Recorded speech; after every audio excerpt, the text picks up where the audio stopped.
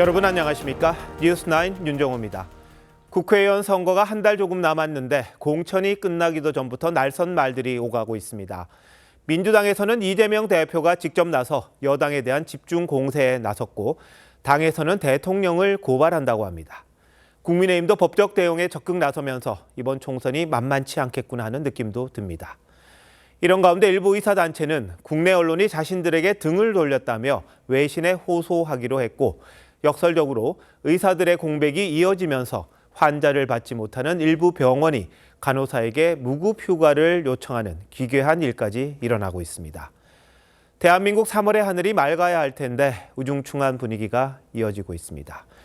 오늘은 윤석열 대통령이 직접 나서서 의료 사태에 대한 입장을 내놓았다는데 뉴스9 첫 소식, 정부 대책, 의료 현장 실태 알아보도록 하겠습니다. 황민지 기자가 보도합니다. 중증 진료에 대한 보상을 확대하고 경증 환자에 대한 보상은 줄이겠습니다. 비중증 환자를 지역의 종합병원과 전문병원으로 이송할 경우 인센티브를 확대하겠습니다. 윤석열 대통령이 중앙재난안전대책본부 회의를 직접 주재한 건 지난해 여름 집중호우 이후 약 8개월 만입니다. 윤 대통령은 필수 및 지역의료 문제점들을 의대 증원은 물론 인센티브 확대를 통해서도 고쳐나가겠다는 뜻을 분명히 했습니다.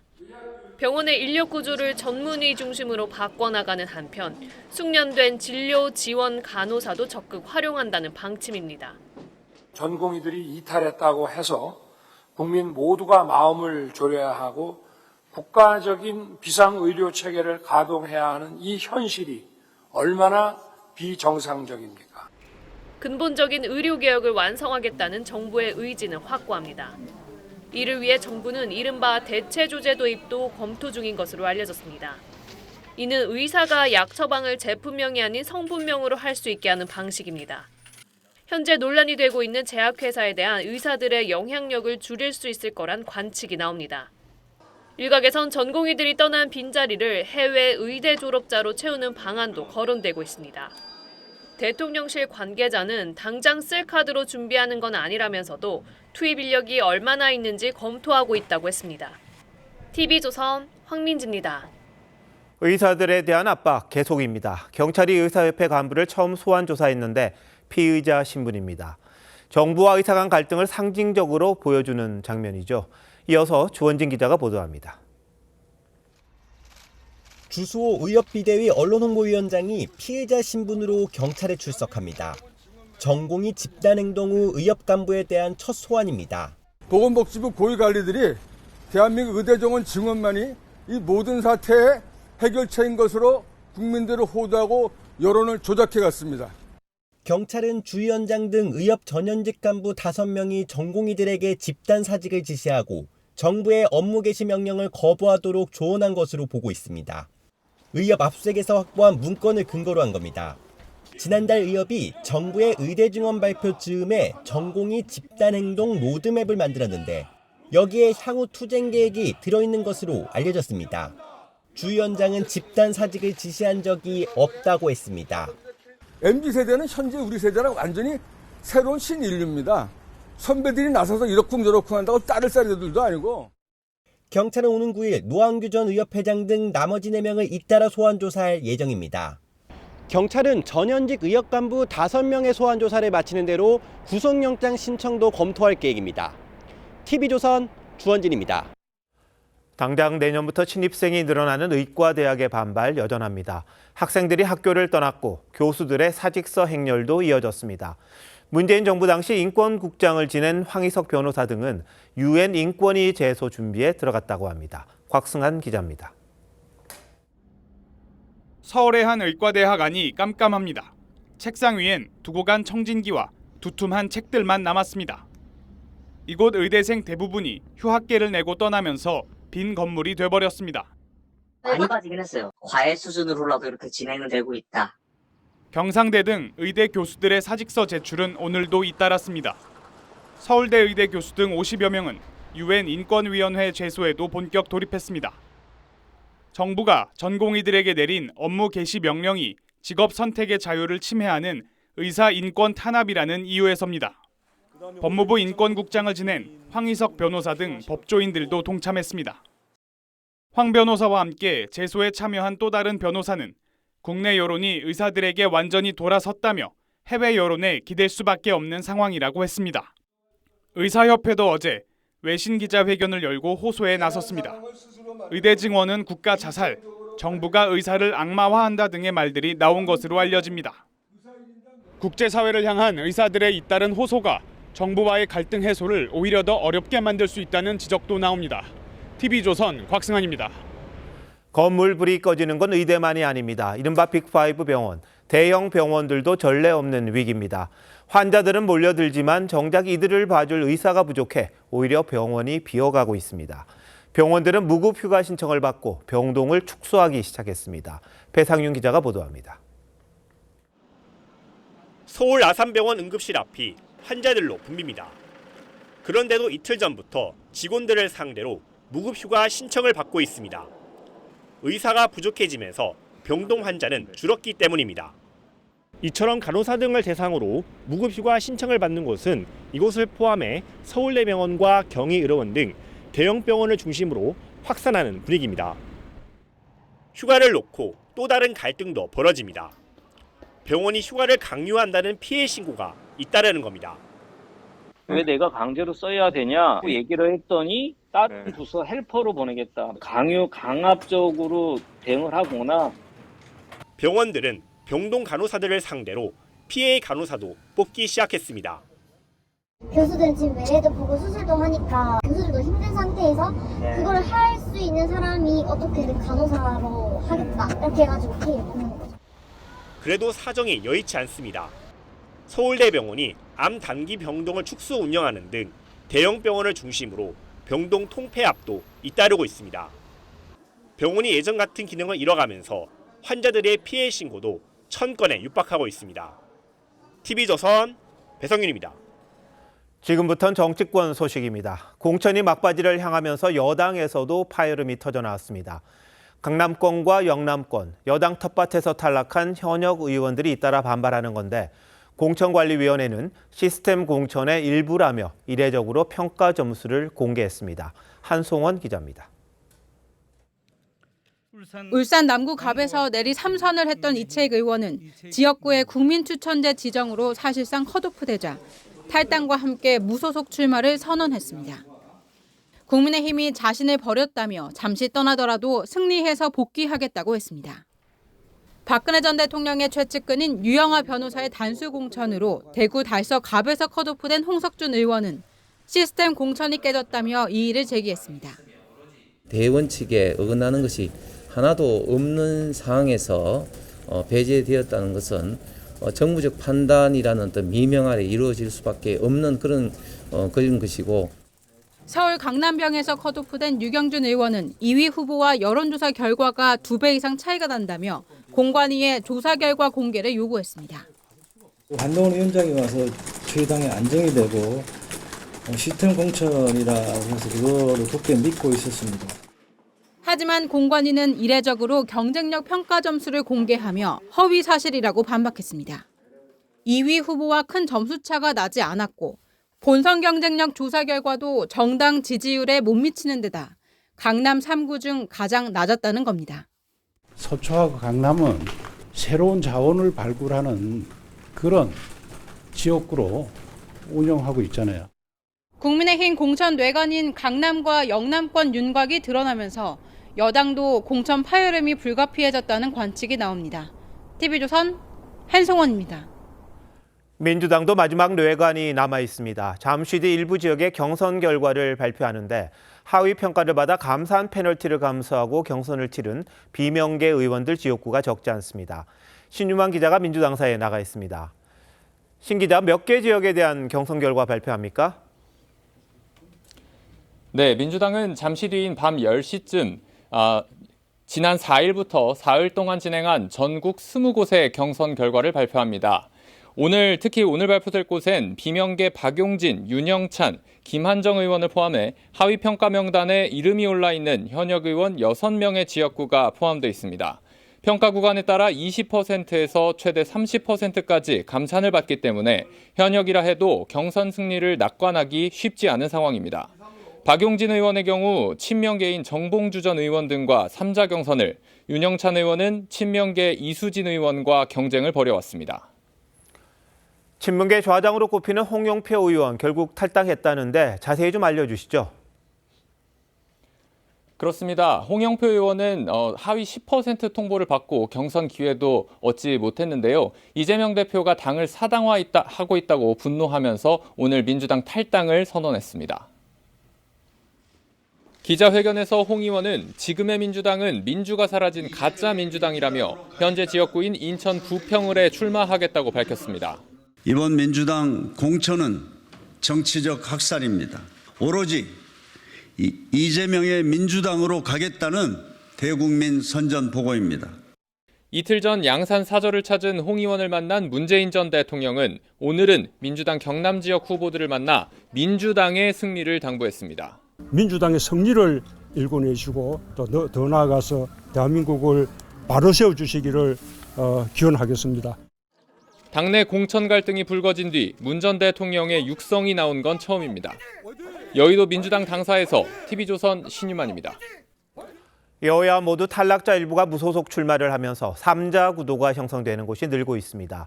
여기에 제3지대 정당들까지 가세하는 경우 변수가 많아집니다. 어떤 곳들인지 조성호 기자가 취재했습니다. 공천 탈락한 여야 현역 의원들이 무소속 출마를 선언한 곳은 현재까진 울산 2곳과 경기 지역 1곳입니다. 민주당을 탈당한 오선 중진 서른 의원이 무소속으로 출마하는 경기 부천 을에선 민주당은 김기표 전 대검 검찰연구관과 서진웅 전 경기도 의원이 경선 중이고 국민의힘은 서초을에서 지역구를 옮긴 박성중 의원이 가세해 3자 구도가 유력합니다.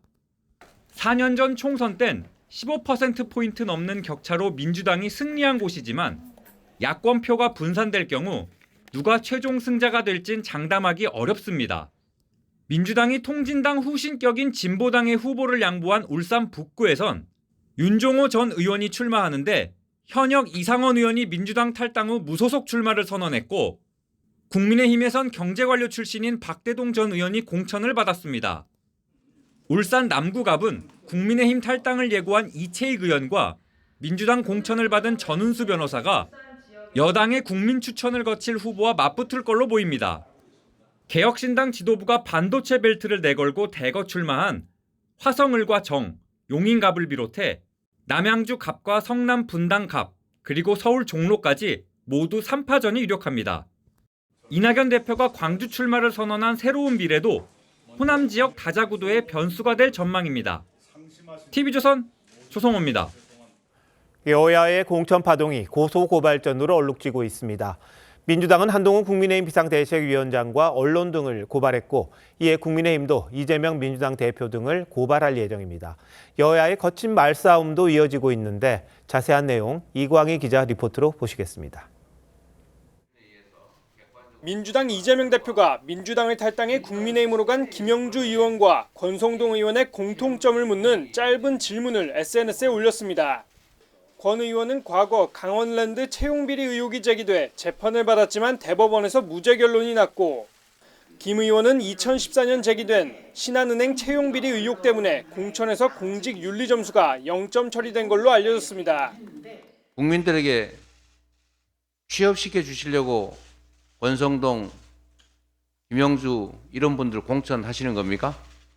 채용비리와 관련돼 갖고는 경찰의 조사를 받은 적도 없고 검찰에서 연락받은 적도 없고. 그러자 권 의원은 이 대표와 이석기 전 의원의 공통점을 물으며 맞불을 놨습니다. 이 대표와 통합진보당 이석기 전 의원이 범죄 행위를 부인하고 경기 동부연합을 배경으로 둔 공통점이 있다고 반박한 겁니다. 여야의 고소, 고발전도 이어졌습니다. 민주당은 대선 당시 후보 배우자실 부실장을 지낸 권향엽 전 비서관 관련 사천 의혹을 제기한 한동훈 위원장과 일부 언론을 명예훼손 혐의로 고발했습니다. 수행도 한번 하지 않았어요. 그런데 비서라며 사천 논란을 말한 국힘당 그리고 언론 여러분 이러시면 안 됩니다. 그러자 여당도 이 대표 등을 허위사실 유포와 무고죄로 맞고발하겠다고 했습니다. 원희룡 전 장관도 양평 고속도로 노선을 원 전 장관이 바꿨다고 발언한 이 대표를 오늘 검찰에 고발했습니다. TV조선 이광입니다. 민주당 호남 지역에서는 후보들 사이에서 고발전이 잇따르고 있습니다. 광주 북갑에서는 불법 전화방 운영 의혹으로 검찰이 압수수색에 나서기도 했습니다. 박건우 기자입니다. 광주 북갑 정준호 예비후보 사무실. 검찰 직원들이 압수수색 8시간여 만에 파란색 상자를 들고 나옵니다. 개인정보 담기 명부 없었나요? 지난달 말 선거관리위원회의 고발에 따라 본격 수사에 착수한 겁니다. 정 후보는 전화 홍보방을 불법으로 운영해 선거운동을 했다는 의혹을 받고 있습니다. 젊은 사람은 거의 못 봤어요. 그렇게 뭘 하는 것 같지 않아서. 앞서 경선 경쟁자였던 조호섭 의원은 기자회견을 열고 전화방 운영 의혹 등을 제기했습니다. 정준호 예비후보는 더불어민주당의 명예를 더 이상 훼손시키지 말고 즉시 후보 자격을 내려놓으십시오. 하지만 정 후보 측은 불법 전화방 운영에 전혀 개입한 사실이 없다며 검찰 압수수색에 유감을 나타냈습니다. 김성주 의원과 정동영 전 의원이 경선을 치르는 전주병. 김 의원은 정 전 의원을 허위사실 공표 혐의로 고발했습니다. 정 전 의원이 지난해 12월 시민 200여 명 앞에서 여론조사 전화에 20대로 응답해달라는 발언을 했는데 이를 부인했다는 겁니다. 정 후보는 녹취록이 공개되자 농담 삼아 겁낸 말이었다고 해명했습니다. 자연인의 신분으로 그 한 말은 사실입니다. 분위기 좀 동료 차원에서 농담식으로 조커성으로 이렇게 한 거죠. 광주 광산갑의 이용빈 의원은 경쟁자인 박균택 예비후보의 땅 투기 의혹을, 이에 맞서 박 후보는 이 의원의 사무원 임금 착취 의혹을 제기하는 등 민주당 호남 후보들 간 경쟁이 진흙탕 싸움으로까지 번지고 있습니다. TV조선 박건우입니다. 이재명 민주당 대표는 친문계인 황희 의원 지역구 서울 양천갑을 찾았습니다. 하락세를 보이는 서울 지역 지지율과 공천 국면에서 불거졌던 계파 갈등을 수습하려는 의도가 담긴 걸로 보입니다. 장세희 기자가 현장을 다녀왔습니다. 민주당 색인 파란색 점퍼를 입은 이재명 대표와 황희 의원이 전통시장을 찾아 과일 가격을 물어봅니다. 배 한 개에 10,000원이고. 자, 뒤쪽으로 조금 이동할게요. 이불 가게에선 경기 하락을 지적합니다. 요새 이불은 잘 팔려요? 안 팔려요. 이번 총선에서 정부가 좀 정신을 차리게 회초리를 때려줘야 정신이 좀 들 겁니다. 그래야 정말 정신을 차리면 좀 나아지거든요.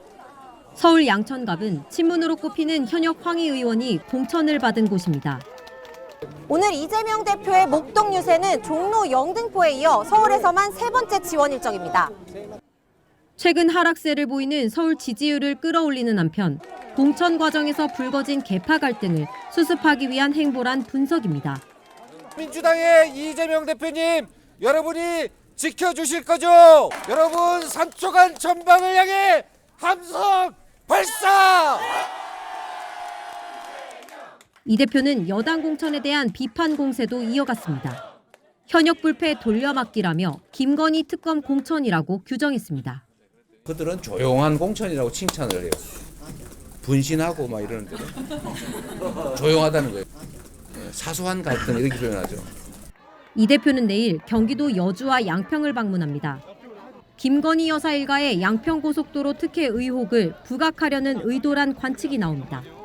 TV조선 장세입니다. 여야 모두에서 공천 파열음이 나오는 상황에서 지도부의 움직임과 발언 수위가 심상치가 않습니다. 정치부 김아린 기자와 좀 더 자세히 짚어보겠습니다.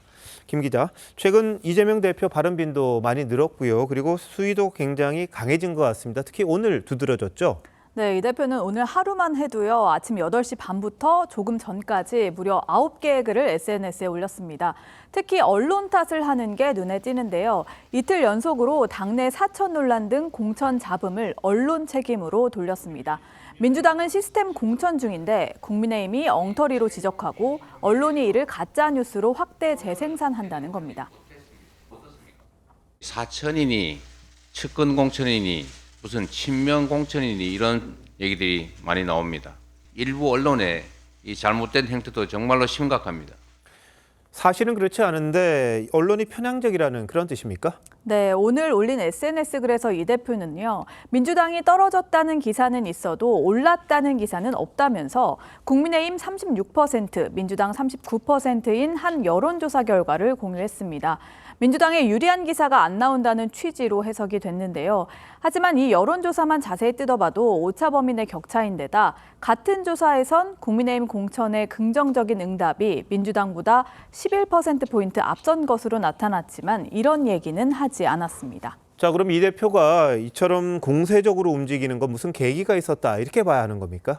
민주당 내부에선 최근 수도권을 중심으로 한 지지율 하락에 대한 불안감으로 보는 시각이 있습니다. 이 대표는 지난 4일 고위 전략회의에서 지지율 재고 방안을 보고하라고 지시한 것으로 알려졌습니다. 한 민주당 관계자의 말을 빌리자면 내부 입단속은 하고 본인 발언은 늘었다고 했습니다. 그러다 보니 실수도 나왔는데요. 정우택 의원이 단수 추천을 받았는데 돈봉투를 받았다고 지적한 최고위 발언에 대해 경선 승리한 걸 단수 공천으로 잘못 말했다며 조금 전 SNS를 통해 사과하기도 했습니다. 하지만 정 의원은 오늘 저녁 이 대표를 허위사실 공표 혐의로 경찰에 고소했습니다. 자, 국민의힘 한번 보죠. 조용한 공천이라고 이야기가 됐었습니다만 이제 드디어 반발이 나오고 있습니다. 네, 오세훈 서울시장과 가까운 것으로 알려진 이창근 위원장이 하남갑에서 컷오프되면서 친윤 이용 의원과 김기훈 변호사 등이 경선에서 붙게 됐습니다. 유승민 계인 유경준 의원도 강남 병해에서 컷오프됐죠. 이를 두고 비윤계 차별이 아니냐 이런 불만이 나온 겁니다. 실제로 그렇게 볼 여지가 있는 겁니까? 공관위는 본선 경쟁력이 부족할 경우에 경선 후보에 참여시키지 않을 수 있다고 했습니다. 다만 유경준 의원은 자신이 여론조사 1위임에도 컷오프됐다고 주장을 했는데요.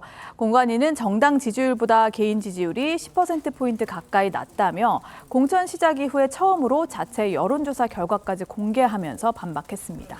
자, 이제 공천이 거의 막바지잖아요. 남은 지역은 언제 발표한다고 합니까? 네, 강남 갑을과 대구 동구갑, 북구갑, 울산 남구갑 이렇게 총 5곳에 대해서는 모레부터 국민 추천제를 통해서 접수를 받기로 했습니다. 국민으로부터 후보를 직접 추천받는다는 취지로 그동안 부족하다는 비판을 받았던 청년과 여성 비율을 높이겠다는 방침입니다. 다만 시간과 비용을 들여 경선 준비를 해왔던 기존 후보들 사이에서는 이제 와서 국민 추천이란 명분으로 낙하산 공천을 하는 것 아니냐는 불만도 나옵니다. 발표 시기도 아마 빨라야 이달 중순 돼야 나올 것으로 보입니다. 이재명 대표가 오늘 공천 정말 다시 하고 싶지 않다 이런 말을 했잖아요. 근데 진심인지는 모르겠습니다만 모두가 만족하는 공천이라는 건 불가능하다. 이걸 또 새삼 느낄 수 있겠습니다. 자, 잘 들었습니다.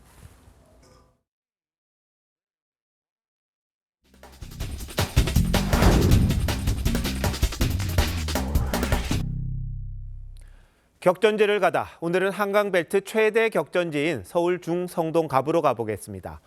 경제 전문가를 강점으로 내세운 국민의힘 윤희숙 전 의원과 3선 도전에 나선 민주당 전현희 전 국민권익위원장이 맞대결을 펼치는 곳이죠.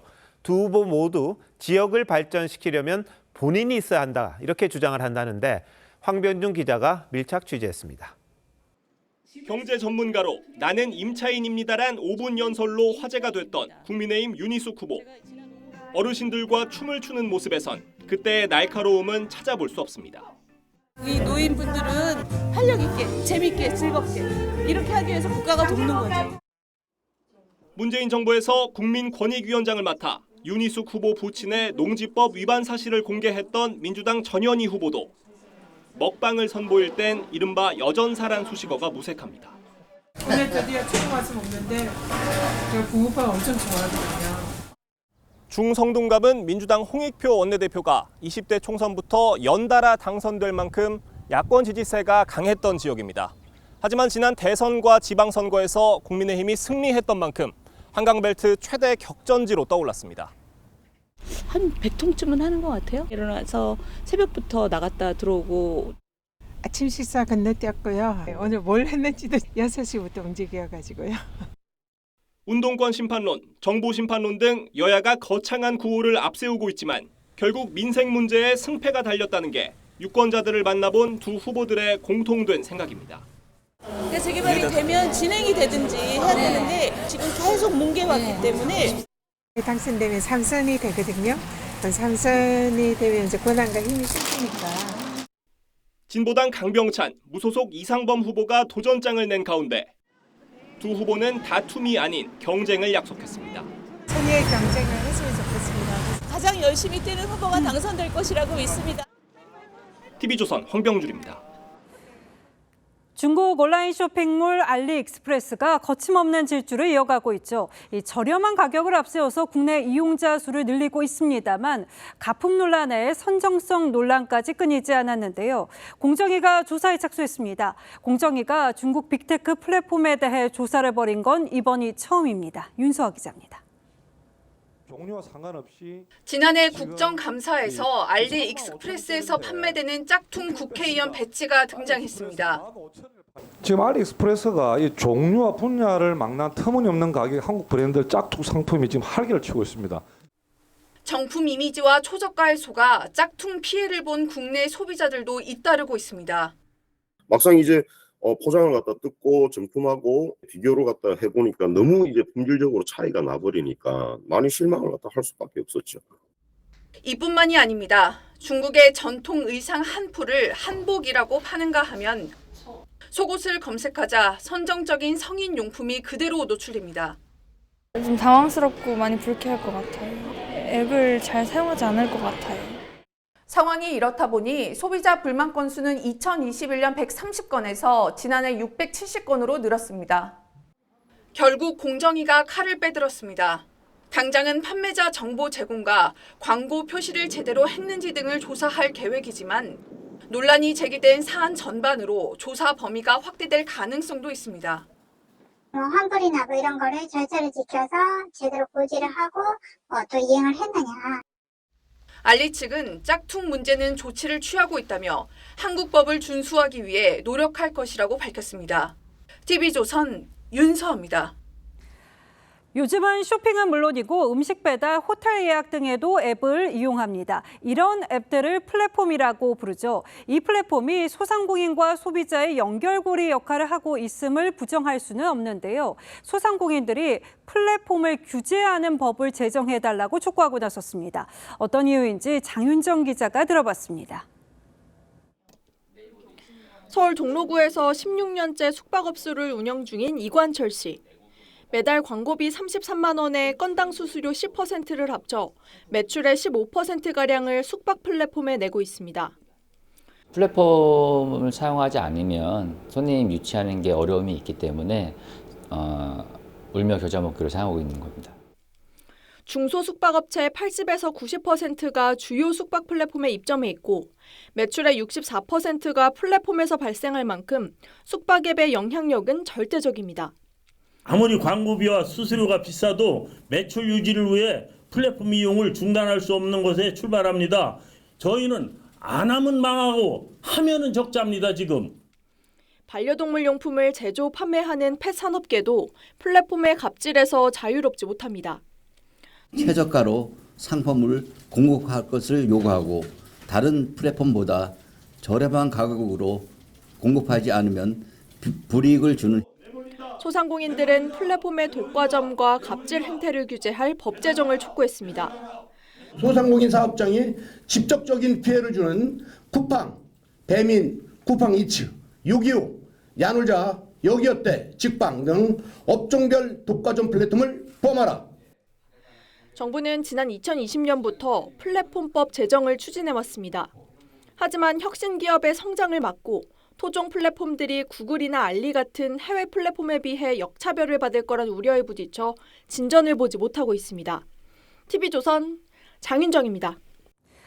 학원 승합차가 승용차와 충돌한 뒤 인근 상가로 돌진했습니다. 다행히 어린이들이 크게 다치진 않았는데요. 주민들은 해당 도로에서 교통사고가 자주 발생하고 있다면서 불안해했습니다. 왜 이런 우려가 나오는 건지 구자영 기자가 돌아봤습니다. 노란 승합차 한 대가 승용차에 받친 뒤 인근 상가로 돌진합니다. 승합차는 휴대폰 매장의 유리벽을 깨고 완전히 안으로 들어가 버렸습니다. 그 비명 소리가 많이 났거든요. 노란 차가 쏙 들어가고 있는 거예요. 나 깜짝 놀랐어요. 이 사고로 승합차에 타고 있던 초등학생과 휴대폰 매장 직원 등 8명이 다쳤습니다. 골목 사거리니까 이제 서행을 해야 되는데 거기서 보지 않고 사고가 난 겁니다. 사고 현장입니다. 네 방향으로 이어진 도로지만 이렇게 갓길에 주차된 차들이 많아 시야를 제대로 확보하기도 쉽지 않습니다. 시속 30km 제한 구간인데도 차량들은 속도를 줄이지 않고 교차로를 그대로 지나갑니다. 간발의 차로 충돌을 피한 아찔한 상황도 목격됐습니다. 주민들은 한 달에 한두 번은 교통사고가 나고 최근에는 사망사고까지 발생해 인근 초등학교 학생들이 지나다니다 다칠까 불안해하고 있습니다. 3달 전에도 여기 사망사고 있었잖아요. 그때 한번 대책을 강구하지 않으면 계속 또 앞으로 뭐 1차, 2차 계속 연쇄적으로 나지 않을까 염려가 되고. 사고가 난 도로 주변에는 사고 위험을 알리는 표지판이나 운전자 시야 확보를 위한 반사격 같은 시설물도 설치돼 있지 않았습니다. TV조선 구자영입니다. 중고거래 앱에 나온 고가의 명품 시계를 사겠다면서 판매자를 만나서는 물건만 들고 달아난 20대 남성이 구속됐습니다. 시계를 전당포에 내다 팔려다가 덜미가 잡혔습니다. 김태준 기자가 취재했습니다. 한 남성이 문 앞에서 종이 상자를 열어보더니 그대로 들고 달아납니다. 여성이 뒤쫓습니다. 하지만 도로를 쏜살같이 달려내려가 다른 골목으로 사라진 남성을 쫓아가기에는 역부족입니다. 상자 안에 들어있던 건 중고 시세가 1,900만 원에 달하는 고가의 명품 시계였습니다. 중고 거래를 할 것처럼 피해자에게 접근한 뒤 물건만 들고 주랭랑친 겁니다. 이 20대 남성은 인근 전당포에서 훔친 시계를 팔려다 출동한 경찰에 검거됐습니다. 어린 분들이 가지고 오면은 좀 아무래도 더 세세하게 보죠. 저희는 가짜일까봐 꼼꼼하게. 인천의 한 금은방에 나타난 헬멧강도 유리를 부수고 들어온 뒤 둔기로 귀금속 진열대를 부숩니다. 이윽고 들어온 다른 남성은 가방에 귀금속을 쓸어 담은 뒤 달아납니다. 7천만 원 상당의 귀금속을 터는데 걸린 시간은 불과 약 30초. 경찰은 오토바이를 타고 사라진 이들 2인조를 쫓고 있습니다. TV조선 김태준입니다. 정부가 물가 안정을 위해서 수백억씩 쏟아붓고 있습니다만 영 효과가 없습니다. 지난달 과일값은 32년 만에 가장 큰 폭으로 뛰었고 물가도 다시 3%대로 올라섰습니다. 정부는 다음 달까지 2달 동안 추가로 역대 최대 수준인 600억 원을 투입한다는 계획인데 이번에는 물가 안정으로 이어질 수 있을까요? 송병철 기자입니다. 세종시의 한 딸기 농가. 50대 직장인 이현숙 씨는 딸기를 사러 직접 농가를 찾았습니다. 사장님이 또 시중보다 가격도 좀 더 저렴하게 주시고 그다음에 덤으로 더 주시기 때문에 시간 내서 이쪽으로 옵니다. 한 대형마트에선 못난이 사과 매출이 지난해에 비해 40% 이상 늘었습니다. 과일값이 좀처럼 잡히지 않으면서 소비자들이 가성비 좋은 과일을 찾는 겁니다. 사과나 귤은 진짜 즐겨 먹는 과일 중에 하나인데 진짜 이제 사 먹는 게 무섭고 정말 미치겠어요. 지난달 신선 과일 물가는 1년 전보다 41% 올라 1991년 이후 32년 만에 가장 크게 올랐습니다. 사과와 배는 각각 71%, 61% 올랐고 대체 과일로 꼽히는 귤도 덩달아 78% 뛰었습니다. 기름값까지 불안해지면서 지난 1월 2%대로 내려앉았던 물가 상승률은 다시 3%대에 재진입했습니다. 정부는 부랴부랴 대책을 내놨습니다. 역대 최대 수준인 600억 원을 투입해 사과, 배 등 주요 먹거리 체감 가격을 최대 40에서 50% 인하하도록 하겠습니다. 기름값을 기습적으로 올리는 주유소를 적발하고 값은 그대로 둔 채 용량을 줄이는 꼼수도 차단하겠다는 계획입니다. 하지만 과일값이 물가를 자극하고 있는 만큼 수확철인 가을까지는 물가 잡기가 쉽지 않을 거란 전망도 나옵니다. TV조선 송병철입니다. 오징어와 비슷하지만 다리가 한치, 즉 3cm인 한치는 성격이 예민해서 일반 수조에서 키우기 힘든데요. 인공사육을 넘어서 인공부화까지 성공했습니다. 최근 고수온 현상으로 금값이 된 오징어의 양식 가능성도 기대해 볼 수 있게 됐습니다. 이심철 기자입니다. 갓 태어난 한치입니다. 몸 길이 2cm, 투명한 지느러미로 물속을 헤엄칩니다. 위협을 느끼니 먹물을 쏘기도 합니다. 여기 있네. 먹물. 얘들도 자기 방어를 해야 되니까. 수조 속 어린 한치는 국내 처음으로 인공 부화로 태어났습니다. 암수한상이 교미로 수정란을 만들고 알을 붙이고 나면 60일이 지나 비로소 어린 한치가 태어납니다. 경북수산자원연구원은 한치 300마리로 인공보호와 사육에 성공하기까지 수차례 시행착오를 겪었습니다. 적당한 빛의 밝기와 물의 온도를 찾아야 했습니다. 적당한 먹이를 찾고 그리고 적절한 환경을 찾는 게 가장 중요했는데 빛의 밝기를 조절하는 게 가장 큰 문제였습니다. 연구원은 이번 연구의 성공으로 어획량이 줄어 금값이 된 한치의 사촌인 오징어 양식에도 도전하고 있습니다. 오징어를 대체하기 위해서 지금 살오징어를 지금 대체 품종으로 시험 연구로 추진을 하고 있습니다. 하지만 바로 태어난 어린 한치의 먹이는 아직 찾지 못했습니다. 대부분 영양 공급을 받지 못해 2주 안에 폐사합니다.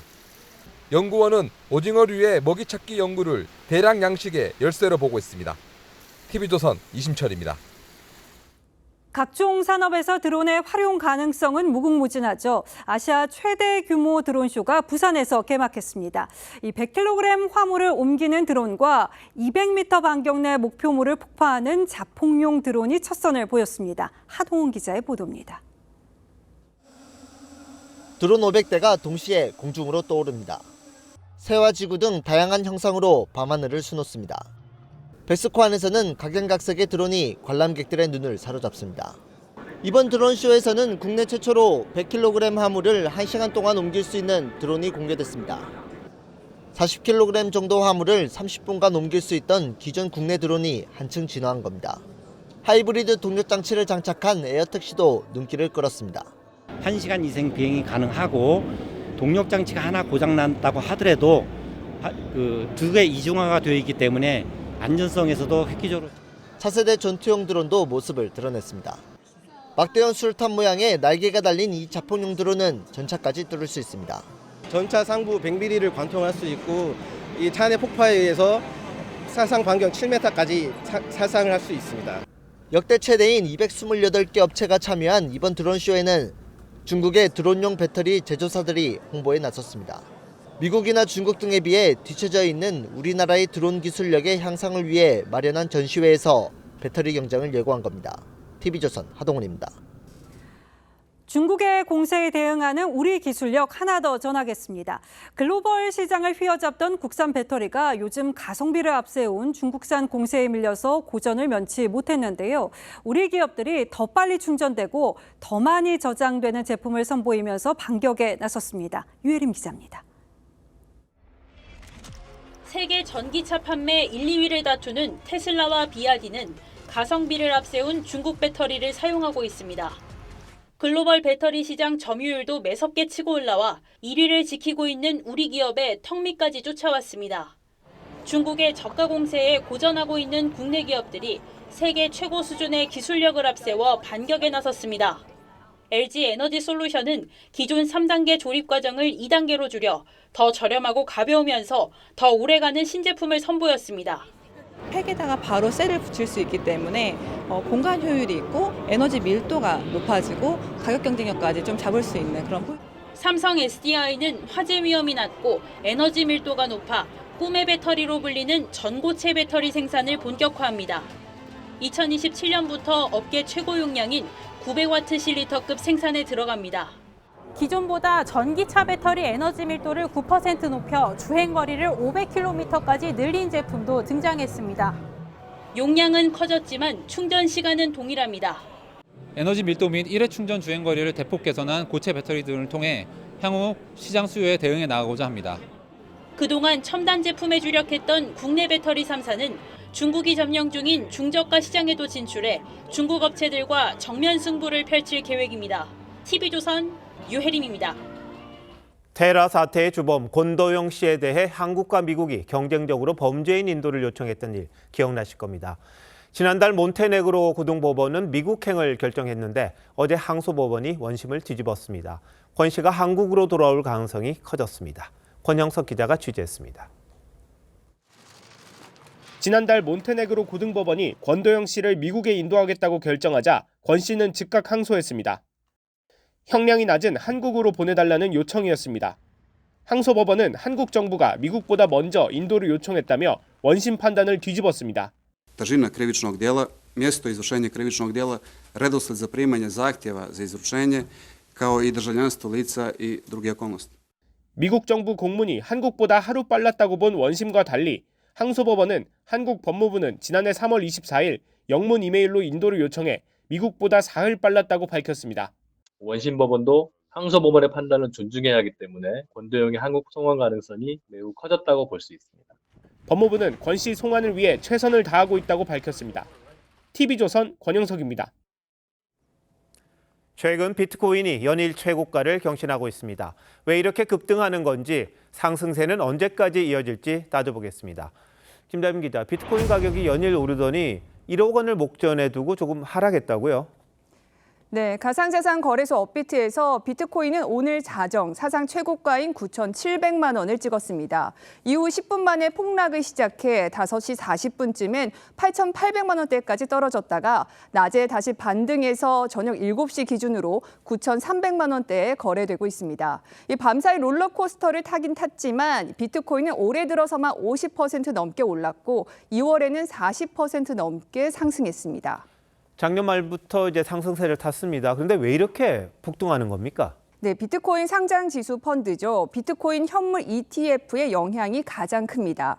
지난해 8월 미국 법원이 금융기관들이 비트코인 투자 상품 판매를 허용하는 판결을 내렸는데요. 올해 1월 처음 ETF가 출시된 뒤 지금까지 약 75억 달러, 우리 돈 10조 125억 원이 쏠리면서 비트코인 가격을 끌어올렸습니다. 근데 비트코인은 개수는 한정이 돼 있잖아요. 그런데 사려는 사람이 많다 보니까 수요와 공급, 이것 때문에 가격이 올랐다. 이렇게도 봐야 되는 겁니까? 네, 그렇습니다. 그런데 다음 달이면 비트코인 신규 공급량이 더 줄어듭니다. 4년에 한 번씩 찾아오는 반감기에 들어가기 때문인데요. 현재 비트코인은 하루 900개 정도 채굴되는데 반감기에 들어가면 채굴량이 절반으로 줄어듭니다. 공급이 줄어드니 가격이 올라갈 거란 시장 기대감이 형성됐다는 분석입니다. 이런 상황을 보면 비트코인이 상승할 수밖에 없는 그런 것 같은데 그래도 반대로 폭락할 거다 이런 예측도 있다면서요? 네, 이건 전문가들의 전망도 크게 엇갈리는 부분입니다. 일각에선 연말까지 2억 원 넘게 오를 거라고 주장하는 반면 4월 이후 5,600만 원 선으로 떨어진다는 전망도 나옵니다. 그런데 한 가지 주목할 건 한 달 사이 시중의 유동성 자금이 크게 늘었다는 점입니다. 통상 투자 대기 자금으로 해석되는 요구 불예금 잔액은 지난달 말 614조 2천억 원으로 전달에 비해 23조 이상 늘었습니다. 갈 곳을 못 찾은 자금이 가상화폐 시장으로 이동할 가능성도 있습니다. 시중의 유동성이 엄청나게 늘었습니다. 미국 SEC가 비트코인 현물 ETF를 허용을 했으면 이더리움 ETF도 나오게 되고 기대가 되면서 투자자들이 선제적으로 매수를 하는 것으로도 볼 수 있습니다. 비트코인도 그렇습니다만 금 가격도 사상 최고치를 경신했던데 이건 왜 이렇습니까? 네, 비트코인 가격이 오르는 이유 중 하나와 같습니다. 미국 연방준비제도가 올해는 금리 인하에 나설 것이란 전망 때문입니다. 초고위험 자산과 가장 보수적인 자산의 가격이 같이 오를 때가 있어요. 시장에서 투자자들의 미래에 대한 기대가 극과 극으로 갈리는 거거든요. 그게 불확실성이 클 때 나타나는 현상이에요.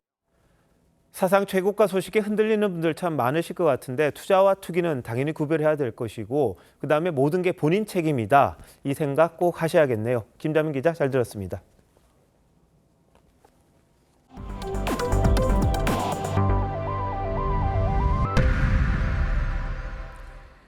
멸종 위기종이자 천연기념물인 독수리는 우리나라에서 겨울을 보낸 뒤 번식지인 북쪽 몽골로 돌아갑니다. 그런데 귀향을 앞두고 7마리가 떼죽음을 당하는 일이 발생했습니다. 어찌된 일일까요? 현장을 김다로 기자가 포착했습니다. 넓은 논 한가운데 여기저기 쓰러져 있는 검은 물체들. 멸종 위기종이자 천연기념물인 독수리입니다. 사람이 가까이 다가가도 움직이지 못합니다. 쓰러진 채 발견된 독수리는 모두 14마리. 7마리는 이미 숨졌습니다. 하나같이 몸을 웅크린 모습입니다. 농약을 묻힌 벽시 같은 걸 먹은 오리류나 그런 사체를 먹고 이렇게 된 게 아닌가 추정됩니다. AI를 옮기고 농사도 망치는 조류들을 노리고 누군가 농약을 살포했을 거란 겁니다. 야생동물구조센터는 살아있는 독수리 7마리는 구조해 해독제를 먹이는 등 재활 치료를 하고 있습니다. 우선 선왕에 있는 내용물들을 다 세척해내는 치료가 있었고요. 농약을 없애기 위한 해독제를 맞으면서 조금 경과를 또 정확한 사인을 밝히기 위해 야생동물질병관리원에 독수리 사체 부검도 의뢰했습니다.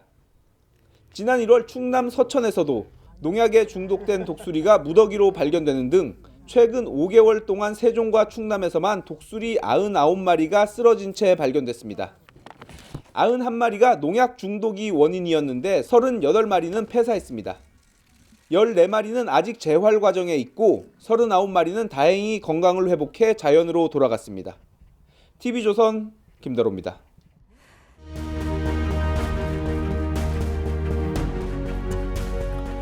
나는 서 있었다. 베네치아 탄식의 다리 위에 한 손에 궁전을 한 손에 감옥을 쥐고서 바이런을 하루아침에 유명하게 만든 장편 기행시의 이탈리아 편은 탄식의 다리로 시작합니다. 두칼레군과 운하 건너편 감옥을 잇는 다리입니다. 죄수가 중형을 선고받고 감옥으로 건너가며 탄식했다고 하죠. 이 아름다운 베네치아를 다시 볼 수 있을까? 얼어붙은 겨울강에 시인이 돌을 던집니다. 돌을 튕기며 쩡. 지가 무슨 바닥이나 된다는 듯이 봄이 오면 녹아 흐를 것들이 쩡쩡. 이재명 대표는 조국 사태를 거듭 사과했습니다. 조국의 강을 안 건넌 게 아니라 못 건넜다고 했죠. 변명의 여지가 없는 잘못입니다. 아주 낮은 자세로 진지하게 사과드립니다. 상당히 간폭이 넓은 것 같습니다. 국민의 눈을 의식해 조국 신당에도 부정적이었습니다. 단합과 연대의 가장 중요한 기준은 국민 눈높이다. 그러더니 도리어 윤석열의 강을 건너자는 조국혁신당 조국 대표에게 맞장구를 칩니다. 모든 정치 세력이 힘을 합쳐야 합니다. 그중에 조국혁신당이 함께 있다고. 말 뒤집고 삼킨 적이 여러 번이란 지적도 있는데 조국의 늪에 풍덩 빠지겠다고 작정한 듯합니다. 비명 행사 사천 논란을 아무런 문제가 없다고 눈 하나 깜짝 않고 돌파한 이 대표답습니다. 대권 가는 길을 탄탄하게 다질 수만 있다면 국민 눈높이가 대수냐는 얘기 설마 아니겠죠. 조 대표는 파렴치 위조 비리로 1, 2심에서 실형을 받았습니다. 그러고도 법정 구속을 면한 덕분에 이 대표가 선택한 선거제 덕분에 비례정당을 만들었습니다. 대통령을 끌어내리자는 주장도 서슴지 않습니다. 물티슈 세차까지 해주는 지지자들을 믿고 한풀이라도 하겠다는 건가요? 하지만 다리 가운데 선 처지와 그리 다르지 않아 보입니다. 강물이여, 한 번 가선 돌아옴이 없는 자여, 한 번 가서 뉘우침이 없는 자여. 조 대표는 예전에 조국으로 돌아가는 다리를 불살랐다고 했죠. 다리에 불을 지르는 건 강부터 건넌 뒤에 하는 법입니다. 3월 6일 앵커 칼럼 오늘 다리에 서다였습니다.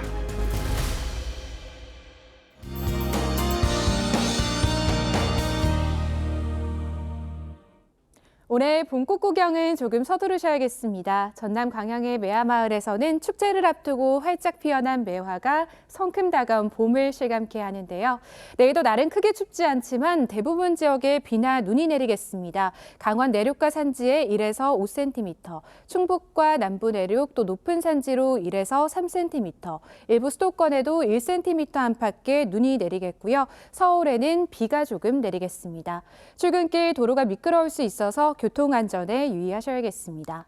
눈비구름이 지나고 나면 모레 찬바람과 함께 아침 기온이 반짝 영하권으로 떨어지며 추위가 찾아오겠습니다. 내일도 전국 하늘 흐리겠고 오전까지 강원 동해안과 영남 해안, 제주 해안으로는 너울성 파도가 밀려오겠습니다. 내일 아침 기온은 서울이 영상 2도로 오늘과 비슷하겠습니다. 낮에는 서울이 8도, 대구 10도로 오늘보다 조금 낮겠습니다. 일요일 낮부터는 평년 기온을 회복하겠습니다. 날씨였습니다. 3월 6일 수요일 뉴스9 마칩니다. 시청해주신 여러분 고맙습니다.